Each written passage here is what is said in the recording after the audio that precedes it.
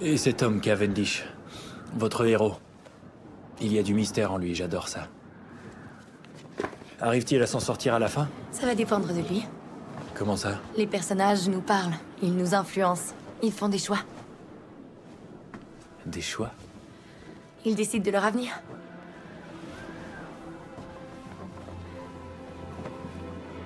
Eh bien, ce n'est pas le grand confort, je dois l'admettre, mais au moins il fait chaud. Cette chambre est beaucoup mieux. Beaucoup mieux que quoi? Que le manoir. Allons vivre ailleurs. Vous iriez en vivre où vous voulez. N'importe où. À Londres, Londres. Paris, C'est magnifique, Paris. Milan.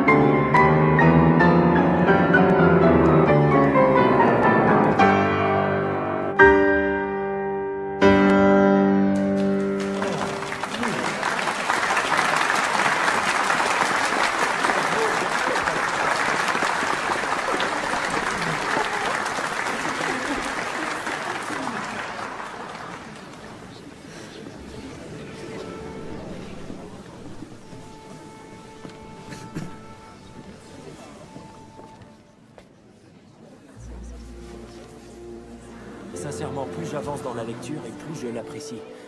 Et l'histoire d'amour ne me dérange pas du tout. Elle ne dure qu'un chapitre ou deux. Eh bien, elle m'a beaucoup plu. Donnez-moi vos commentaires. Aussitôt que j'aurai terminé. Edith?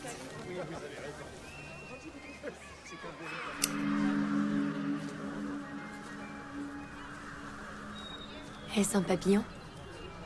Non. Mais il le sera sous peu. Oh, je ne les avais pas vus. Ils sont en train de mourir. Ils se réchauffent au soleil et dès qu'il n'y en a plus, ils meurent. C'est triste. Non, ce n'est pas triste, Edith, c'est la nature. Un monde cruel rempli de créatures qui meurent.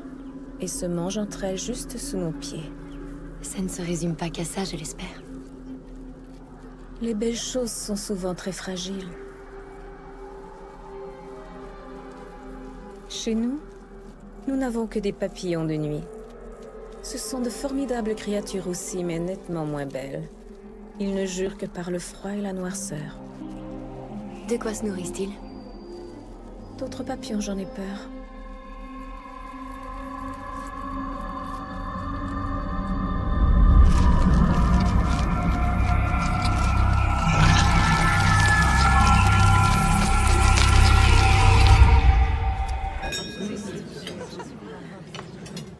Mes chers convives, nous avons une nouvelle à vous annoncer.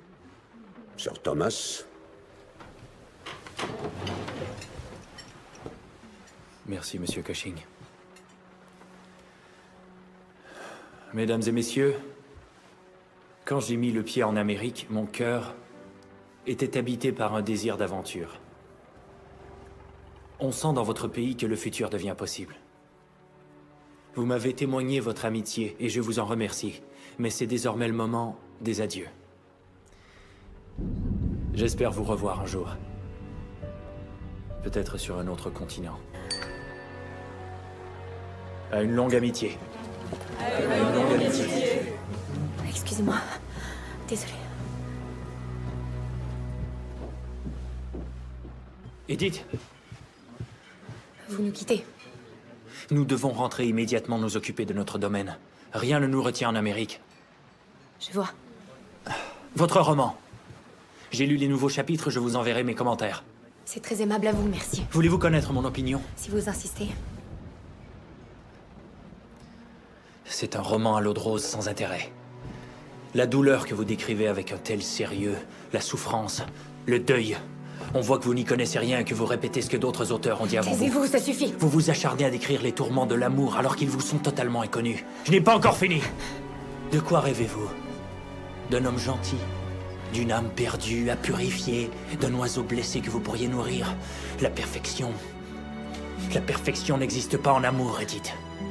Je vous conseille de retourner à vos fantômes et vos chimères. Le plus tôt sera le mieux. Vous ignorez tout du cœur humain, de l'amour et de la souffrance qui en découle. Vous n'êtes qu'une enfant gâtée.